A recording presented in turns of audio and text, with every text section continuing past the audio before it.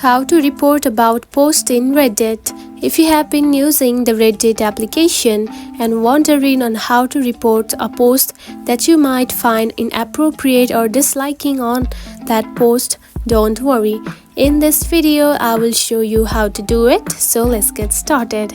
First of all, open the Reddit application just like this. After opening it, you will find something like this on your home screen. Now simply find the post which you just want to report. Now simply find it, and then here you can find three dot lines at the top, just right here of the post. Now select it. Then here you can find report option, just right here. Now tap on it. Now simply you need to submit a report. Now you need to choose why do you want to report this post.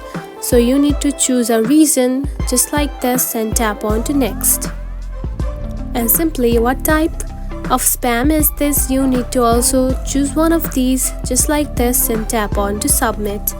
And after doing that, your post will be reported. And that's it. This is how you can report about post in the Reddit app. If you found this video helpful, don't forget to like and subscribe for more tips. Thanks for watching.